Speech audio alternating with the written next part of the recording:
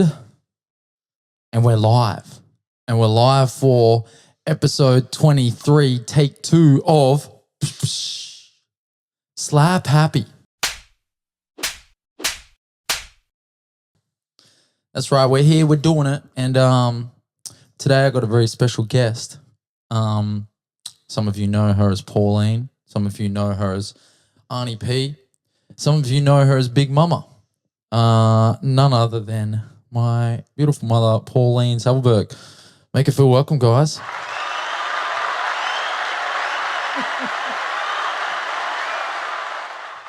you doing, Mama? Hi, Bub. I'm good. Yeah? Yeah, I'm good. Yeah, good. Oh, after falling flat on my face yesterday, pretty sore. But anyway, apart from that, I'm great. To be fair, you landed that pretty good. Yeah, I know. I'm pretty good at landing. Pretty good at falling too. That's what I mean. I've learned how to land after a fall. Yeah. Nah, like, yeah. It looked like you were going to properly stack it, but you kind of maneuvered your body in the last minute just to kind of like not eat shit. Just kind of like, you just landed well. Thank you. I have to take that into consideration for the next time. Yeah. Yeah, I mean, yeah, as long as you can land that well, there's no problem with falling, right? Actually, I remember being with you one day and I had a shopping trolley full of stuff. Do you remember? We're at Top Ride? No. And you were with me. It was only a couple of years ago and I went up a coming down escalator, remember? With the trolley and got flown. I do remember that. And your words were, "Oh, Mum, you're so agile." Okay, anyway. Surprised then, surprised now. Full of surprises. Yeah, cool. So thank you for coming in today. Thank you for having me. Yeah, so we shot one the other day and I didn't save it immediately because there was a few things going on and I was a little bit, I don't know, not concentrating or something like that. And basically when I went to edit it later that night or the next morning, I couldn't find the file. So yeah, go on walkabout. So I thought, yeah, I might as well do it again. And can't let Luke have all the fun. No, we did have fun, Lukey and I. Yeah. No, I'm looking forward to both of those. He was very meticulous in the way that he prepared for them. Kind of wrote his notes out and really thought through what he was going to do. So, yeah, my little bro, just for everyone watching at home, my little bro Ruku has his own podcast called Superpowers, where he basically goes into detail about, just ordinary people that he meets or knows and what he believes their superpower is, because he's of the belief, which I am as well, that everyone has a superpower. Everyone in their own right is a superhero, and he kind of talks about what everyone's individual superpowers are. And yesterday he got my mum on here and he got my dad on, and he interviewed both of them and talked about their superpowers and what he believed they were. And yeah, how'd you find it? Oh, it was pretty special. I was very impressed with him. Yeah, he did really well. Well, I listen to a lot of podcasts from America, a lot of spiritual gurus. Yep. And I actually just thought I was sitting with one of them. He was so good at it. Honestly, I thought I was in America in one of my gurus' podcasts. It was so good. But It was actually my very wise, young 27-year-old son. Yeah, right. Yeah. The Della Ruku. The beautiful Ruku. Yeah, right. Yeah. There you go, Rooks. Getting a big shout out, getting a big up. Yeah, no, he's putting a lot of thought into it, and he's putting a lot of the right energy and the right kind of talking points, and I think it's something that people are going to really learn to value and cherish, is this angle that he's coming from, and helping people realize that we all have our own superpowers, and the quicker we realize that we all have our own angle and our own speciality and our own specialness, the quicker we realize that, the quicker we can actually start to double down on those things and maybe find some belief in ourselves.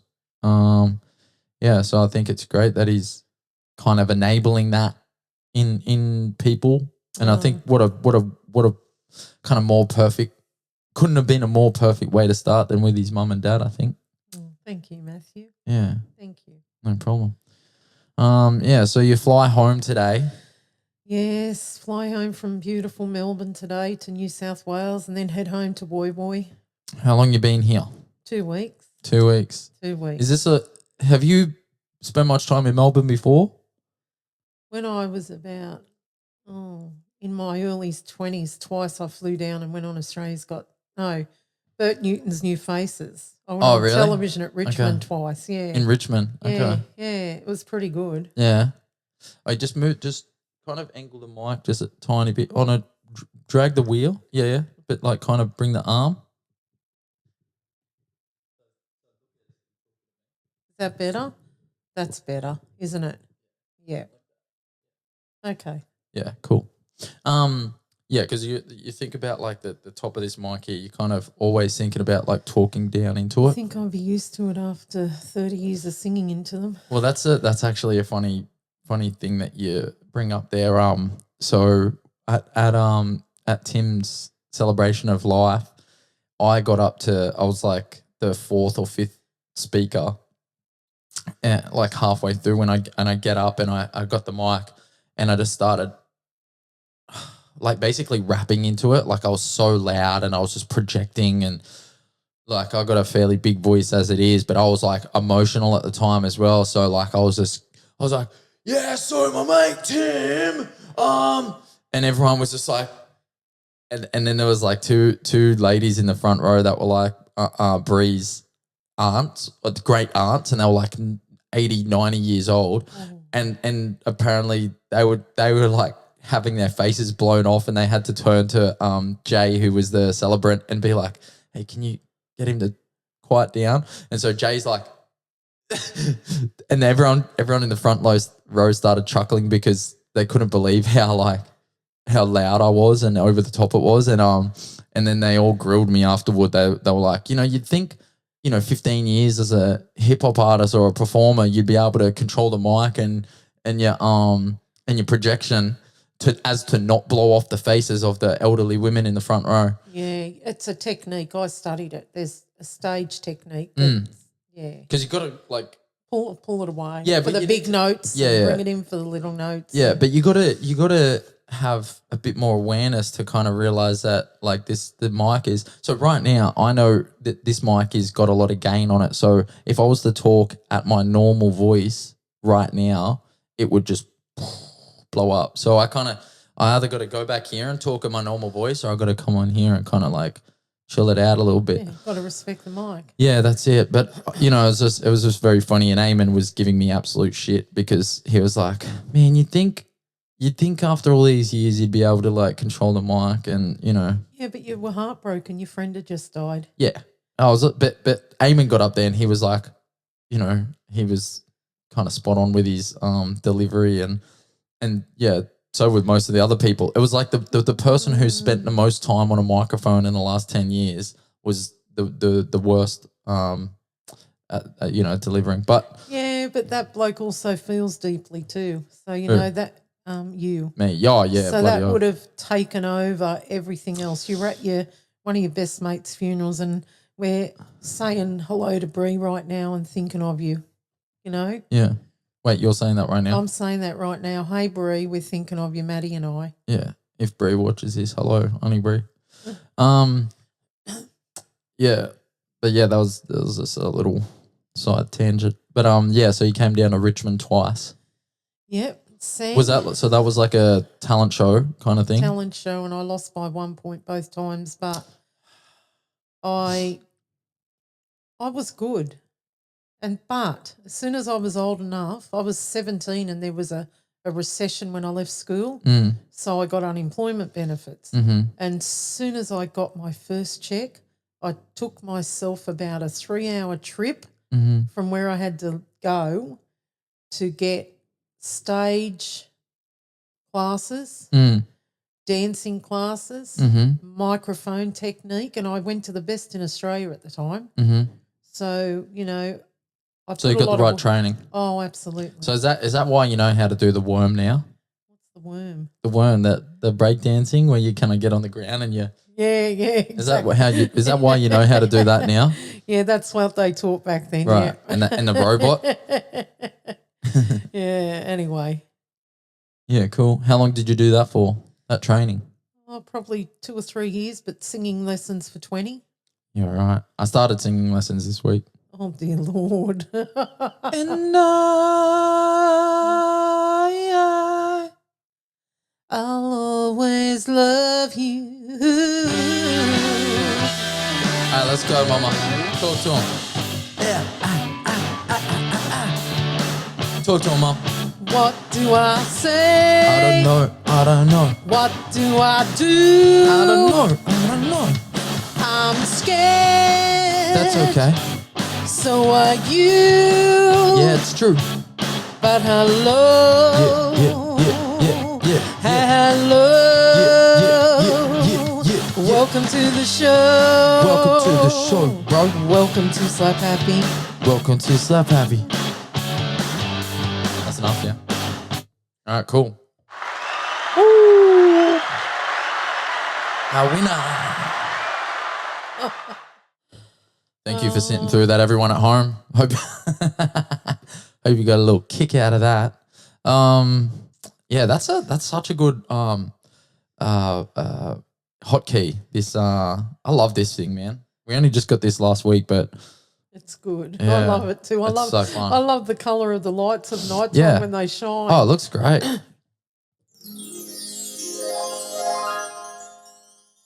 So much wonder in the world. That's a good one, eh? Oh, you're beautiful. They're all pretty good. Thank you, Mom. Yeah, so what's been the highlight of your trip to Melbourne, would you say? Walking everywhere. I really feel drawn to walking. I just find it such a cathartic. Is that the word? Cathartic, yep. Cathartic thing. And spending time with my adult sons and their beautiful partners and my beautiful niece, Kristen. Which adult sons? Matthew, A.K. Civilian. Mm-hmm. .com.au Mm-hmm. and Luke, aka No, but it's funny that you called him Ruku first. User in my phone is Civilian and Ruku. Am I? Yeah, Yeah, cool. both of you. Good. But I really want to put it back to Matthew and Luke. Why? Oh, because that's where that's the journey started. It's time to go full circle. Yeah, but at the end of the day, think about it, right? There are so many Matthews in the world. Yeah, there's only one Matthew James Saddleberg. I know. No, well, there's No.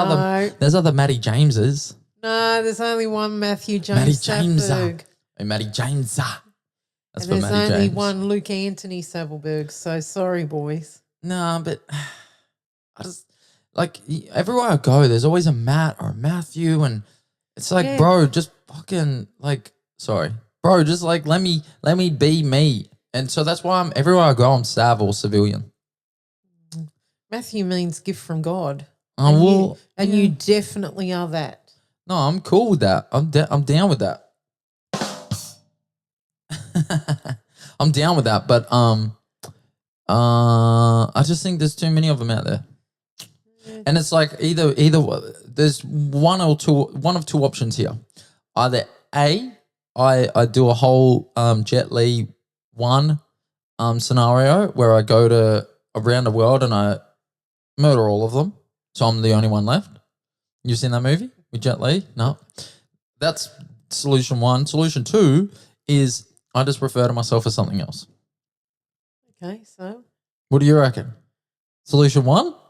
absolutely. Let's go with that one. Yeah, solution one. Just a little bit easier to manage, and a little bit messier, but that's okay. No, Melbourne's been really good, and probably what I love about it is if you're on the quirky side of, you're really in touch with who you are. Yeah. There's a lot of that around, and I felt very in one with that. Like I met an 80-year-old lady down at Smith Street, Richmond. Yeah. Anyway. The Salvos. She was Richmond, standing yeah. out the front Mm-hmm. and she said to me, oh, did you find a bargain? And I said, yeah. And then I said, oh, what's that accent? And we got talking. She was Dutch. Mm. And Right, you guessed her accent, right? yeah, there was a little roll of the tongue, and she goes, no one ever guesses that. Yeah, but, right. Because she'd been here for like 60 years or something. Yeah, 70 years. Wow. But she was 80 years old, dressed like a 20-year-old, haircut like a 20-year-old. Just pimping. Rode a bike there. Yeah, right. 80. Yeah. I saw this lady the other day on a Vespa. She would have been like 70, maybe older. Just on this little Vespa getting around the town. I was just like, go girl. Get it. That's what I always say. Go girl. I love seeing a woman and a man. I just love anyone. I just love like honouring themselves. Yeah, yeah. Whenever I like walk around and I see like I walked out front of the Crown, the casino the other night when we were there, and I walked outside and there was this guy walking and he was strutting his stuff. He had these kind of real tight like pinstripe pants on, and he had like a really tight kind of real white turtleneck sweater, and he had a gold chain, and some loafers, and he looked like he was straight out of like a 90s gangster drug dealing movie or something. Like he was full pimping, and he had a woman on his arm, and I mean, whether he's like about that life or not is kind of irrelevant, but he was just really owning his shit. And I just walked past and I was just like, damn. I know, it's attractive when someone owns their space. Yeah, I was like, man, just go. Do you know what? That's actually funny that you say that, own their space. That used to be one of the mottos at the casino. Really? So like when you'd work at the casino, they'd have these like 7 ideals or something that it was like their motto kind of thing, or their what do you call it, mission statement. Yep, mission statement. So like when as a casino dealer, you'd have these things that you'd have to implement, like kind of to maintain a higher standard of customer service and quality control kind of thing. And one of them was own your space, and it was just really in regard to like there was a little bit of trying to make sure that dealers were being sociable and kind of entertaining, but it was also to do with like rules and kind of maintaining order, and like if anyone gets out of line at your table, you gotta kind of own your space. And it was just there was a whole bunch of other ones, but that's the one that really just stuck with me, own your space. But this guy was really owning his space. And that's like I've noticed with people that own their space, they know, they're confident in who they are. They mightn't feel it deep down, but they show that. Yeah. But they also walk into a room when they own their own space, but they also see everyone else in that space. Yeah, yeah. No one misses out on being seen with people like that. Yeah, because the thing is, when you are sure of yourself and you're sure of certain things, you're not trying to impress. Yeah, you're not trying to play a role. You're not trying to you give everyone their space because you realize that you're not trying to do anything. You're just existing. And if you can just exist, then you're going to give everyone else their time to shine and their room and their, whatever. It's lovely when someone walks into a room and they felt heard and seen, because we all want to be heard and we all want to be seen. Yeah, 100%. 100. Yeah, it's very important. Yeah, even there was like a young Indian woman walking down the street the other day, and she was just kind of like, I don't know if she was texting someone or like she was doing something on her phone, and she just had like this big smile on her face, and I was just like, man, I'm happy for you. I'm happy that you're happy. I just like seeing people like enjoying their life and being happy, and it's nice. It's nice seeing people kind of content to be here. It's probably like Rebecca. Mm. When I first met Rebecca. Little wog lady. Little wog lady. This is a friend of mine I've known since I was 13. Yeah. But she was so unsure of herself about 10 years ago when I met up again with her. Mm. Unsure of the space she was in. But dear Lord, have I watched a monster be born. Mate, that Yeah, I mean- girl struts her stuff. Yeah, well, now. you look at the jacket she had on yesterday. I know. It's lovely seeing her live in all Something- this colour and a lipstick and her Yeah. earrings. She's got it all happening. Something John Daly would have worn back in the day. Yeah, I was pimping. But yeah, I think that's a great example. Like It is. The people that she surrounded herself with have said, "Hey, it's okay to be little wog lady. yeah. It's a good thing to be little wog lady." Yeah, I mean, she's just come into an extended family that have made her feel comfortable to be herself. And seen. Yeah.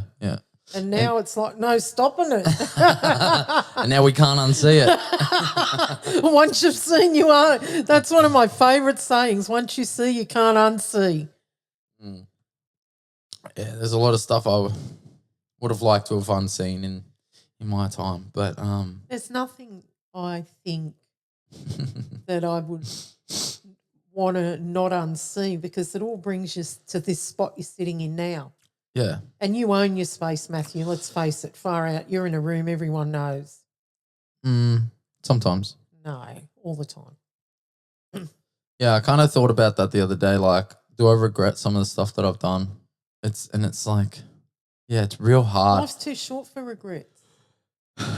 Yeah. You acknowledge it. We talked about this with Luke yesterday. Mm. We all screw up. We all screw up. Mm. It's part of being human. Mm. But no one tells you the other side of the coin, and you got to learn it the hard way. Mm. You know? Yeah, you screwed up. I've screwed up. Everyone has. Mm. But you forgive yourself. You say sorry or write a letter and burn it to someone if you've hurt them. Mm. You be kind in your thoughts and your actions to your body and your mind and your soul. You be gentle as hell with yourself, and you move on. Life's too short to hold on to yesterday and what you got wrong. Mm. You know, and that's one thing I'd love to see for you, that you're gentle with your thoughts, and because you deserve to be. Yeah, I am pretty hard on myself. Yeah, And you are. And it kind of, it just creates this like really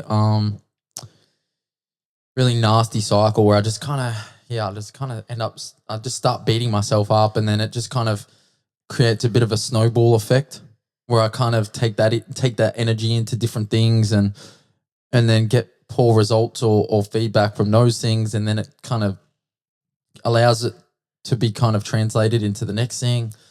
I don't know how I do it. I don't know why I do it. Well, at least you're conscious that you do it. That's the first step. Yeah, but when's that going to be enough? When is being conscious of something going to be enough? When you move on to changing that behaviour, the action. And you know another thing I say to everyone I meet? Would talk to yourself as you would talk to your best friend, because we don't do that. We talk to our best friend or the people we love. You don't want to hear the things that I say to Eamon. No. Well, that's Eamon, mate. Come on. Yeah. Sorry, Eamon. Sorry, Eamon. We do love you though, mate. We love you. You know, we talk to ourselves so bad compared to how we talk to our loved ones. In actual fact, no one will ever love Matthew or ever love Pauline or all you guys out there better than you can love yourself. No one will ever love us. No one will ever have our back as good as what we can have for ourselves. Well, I think, yeah, because we come into this world on our own. Like, and you die on your own. Yeah, you die on your own. It's as much as you want to kind of like say that, you know, you have family and you have friends and you have this and you have that, you have wealth, you have whatever, or you have pain or you have sorrow, you have regret, you have happiness, you have joy, you have all these things inside of a life. But at the end of the day, the reality is that you are born by yourself. You take your first breath and your last breath alone. Alone, yeah. And yeah, there might have been people around you, but they can't do it for you. Nothing that you do can be done for you. No. And that includes loving yourself. Like, and if you can't love you, how are you supposed to go out and love anyone else? It starts with yourself. What about because we were talking about the other day, like people who go out and they love other people as a way of like masking the fact that they don't love themselves. You know, like kind of doing charitable but work. you can't do that for too long because You know what I mean, though? Like doing charitable work and the body's like a bottle of Coke. You can push down, but that lid's going to pop. Absolutely. That lid's going to pop, Matt, and then that's when the body says, come on, mate, enough's enough. Yeah. Start working on the issues. I think that's where I'm at right now with my trading. Like, I need to figure out the source of the problems, not just try to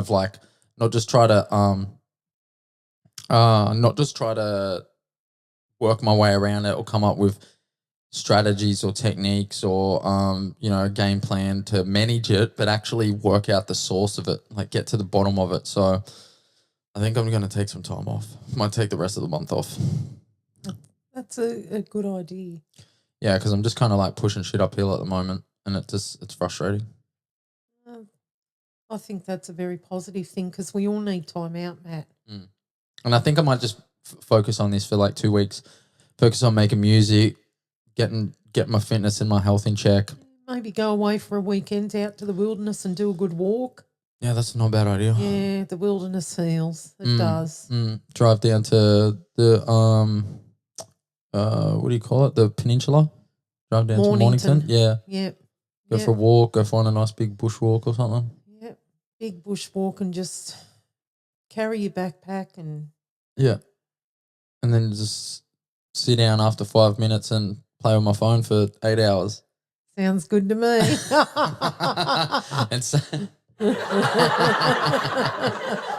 and just tell everyone, take a few Instagram stories and just tell everyone I went on a hectic bushwalk. Yeah, anyway, won't go there, hey? Yeah, right. Okay, so what's the plan for when you get back to Sydney? The plan is to keep the walking up. Yeah. Because I don't know, I mean, you think back to when we first, civilization started, there was a lot of walking involved. Mm-hmm. And I think those are the days? Yeah, I think we've got, it's just a very therapeutic thing to do. What about swimming? Oh, man, swimming. Don't start me on that. I love swimming. Honestly, I've always said to God, you know what, God, I'm so pinged off. You know why? Why? You never gave me gills. Blowing up. Oh, mate, it drives me crazy that I have to come up for air. Do you like fish sticks? Don't know what they are. Fish sticks. What are fish sticks? Fish sticks, like No. fish sticks.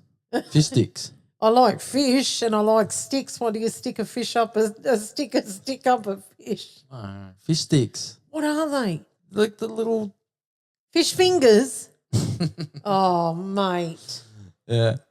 Not really. No, there's a South Park episode. Oh, okay. I never watched it, and I never let yous watch it either. Well, I'm watching a hell of a lot of it these days. You're an adult now. I can't control anything. Correctamundo. No, it's I love it. It's so funny. There's an episode where Kanye West, basically there's a joke that goes around the world, and the joke is, hey Pauline, do you like fish sticks? And then you go, oh yeah, I love fish sticks. Okay. And then the person goes, oh well, that makes you a gay fish. Fish sticks. Fish. Oh, okay. But they're talking about the fish fingers. Okay. Anyway, the joke you had to be there. Yeah, the joke goes around the world and it becomes like the most popular joke in history or something like that. Are you serious? Yeah, in the show. Oh, in the show. Yeah, in the show. But it's really funny because Kanye West doesn't get the joke. Kanye West starts believing that he's actually a gay fish, and then it finishes the end of the episode. He turns into a fish and jumps into the sea and starts making love to a male fish, and it just you had to be there. It's so funny. Oh man, yeah, it's good. It's good stuff. Yeah. Oh. Yeah. Anyway, I'm never going to get bored of these things. I know. Yeah, I could podcast all day and just play hit the with buttons, the buttons. Who needs a real job? No, seriously. Hey, that's not very nice. No, I mean about playing with the buttons. Mate, podcasting's fun. I know, it's so good. Me and Luke, it was like so funny. It was like we got this space, and the intention was to create like a social media marketing agency and run Facebook ads and stuff like that. And we got in here, and then I think the second or third day we shot a podcast just to kind of start documenting the journey, and then we were like, why don't we just shoot podcasts all day? And to be fair, but that's kind of where we're moving. So, well, I listen to a lot of podcasts. It's a good thing to do because, I mean, if I'm ever struggling, I put on Rob Bell, this bloke I love in America, and he always says something that strengthens my mind. So if I'm really struggling, I'll put him on, and it's like, whoa. Yep. Yeah, no, podcasts they're a godsend. They are. And I mean, for me yesterday when I spoke with Luke, that was only giving my lived version of things. I don't have absolutes on anything. Yeah. I've got an absolute on life that I'm born and I'm going to die. That's what? It. Absolutely. And I've got to pay taxes. But I have no absolutes on I've got my beliefs and I've got what happened to me and my story. And what I say could be completely off the charts to someone out there. Yeah. But it's my story, and I don't want people to think that I'm putting my story into their mouth. Do you know what I mean? Mm-hmm. Yeah, you can only give the that you've lived. You can only get, you know what I mean? Mm-hmm. You know what I'm trying to say? Yeah, you can only talk about what you've experienced. Yeah. And I think that's great because with podcasts, you get access to so many people who do that exact thing. They talk about what they've experienced. They talk about their perspective, and you can just like, you don't have to take on what they're saying, but you can get access to so many different points of views and different like brilliant minds. I mean, you could always do that with books, but I just feel like, yeah, podcasts they just have their own energy and their own accessibility that, you would have to, who's that? Sorry, Mum, it's Nen. Is it Nan? Tell her to bugger off. Shout out to Nen. Shout out Nana. I should get Nan on here for a podcast. Yeah, you should. Although I kind of got a feeling she'll just call everyone a bloody dickhead for 20 minutes. No, dumbass. Dumbass. Yeah, dumbass. Bloody dumbass. Yeah, dumbass. Oh, yeah, bloody dumbass. I hate that, and she does it because she knows I hate it. Yeah, I don't know how I feel like she'd just offend too many people. Sorry, Mum. Sorry, Nan. I love you, but I can't risk it. He's only getting started. I mean, yeah, I can't get cancelled, before I even begin. Yeah. So what time you leaving? Like you're leaving 1:30 from here? Yeah, 1:30. Yeah, cool. Yeah. But I am going to be sad because I'm going to miss my boys, but I can come back. Can I come back? Yeah. Thank you. I think you can. Thank you. Hopefully we'll still be here.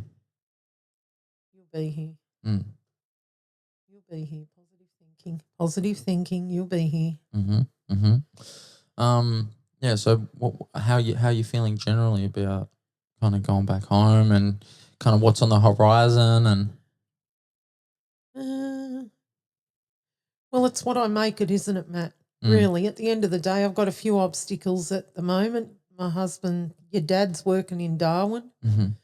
Cassie's got some health issues that have got to be sorted when we get back. My family's scattered all over the place. And my house is rented out, so I'm living with a friend. So nothing's ideal. Yeah. But I'm used to not having ideals, so, Amen. I'm used to how you finding it not having pops there?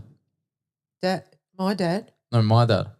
Oh, your dad? Yeah, having him in Darwin. I suppose I keep busy not to think about it, which isn't a good thing. Like, But you're probably just going to naturally be busy as well with Cassandra and Nen's been, Nen was sick, so she needed some loving care, but and it is up to me. I've been doing life drawing classes and I've been doing pottery classes and I've put my name down for some book writing classes.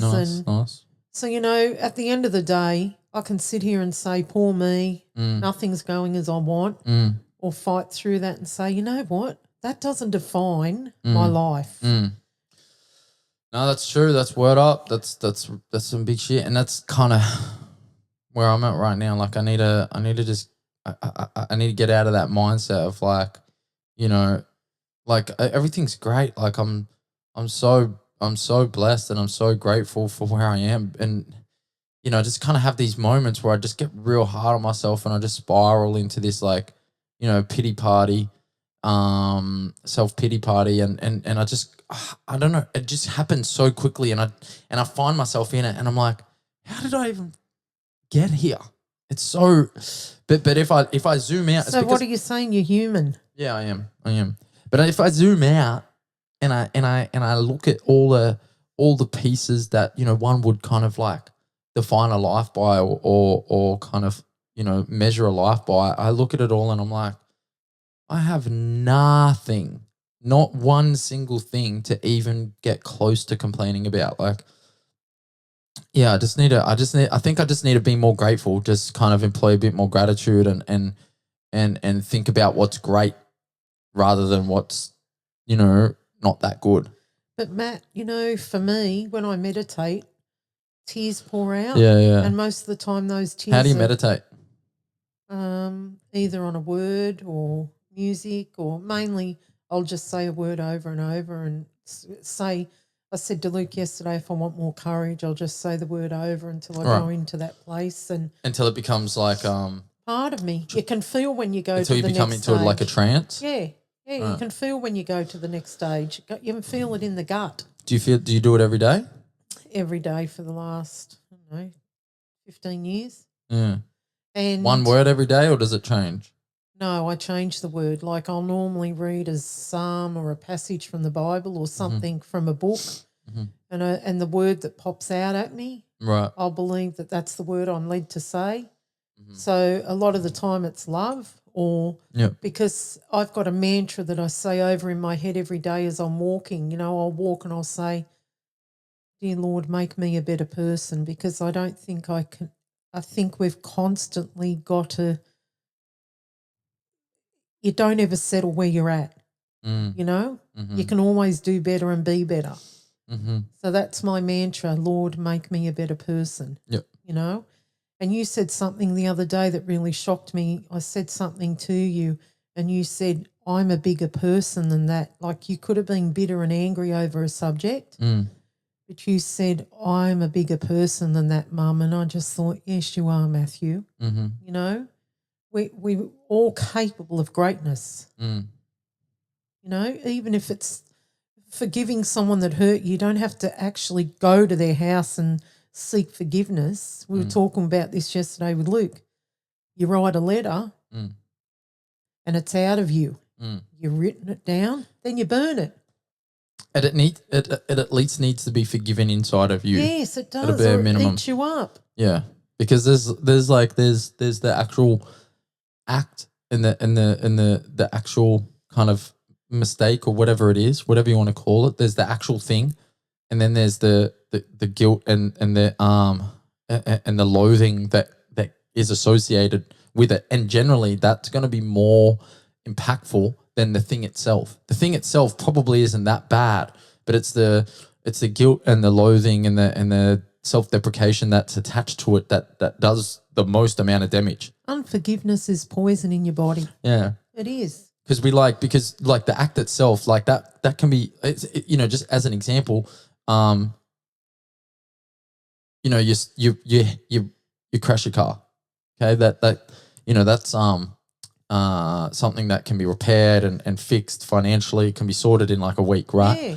But the guilt associated with it could last 6, 12, 18 months, or the fear associated with it could last years, which is going to be way more impactful on your life. And so like learning, just kind of like recognizing that. And, I think I was watching the footy the other day and there's this guy named Blake Ferguson who plays for Parramatta. He plays on the wing, and he was saying after the game, like, boys, I'm just a bloody goldfish, or, you know, because he made a mistake early on in the game, and then later on in the game he fixed the mistake and kind of like just got on with it.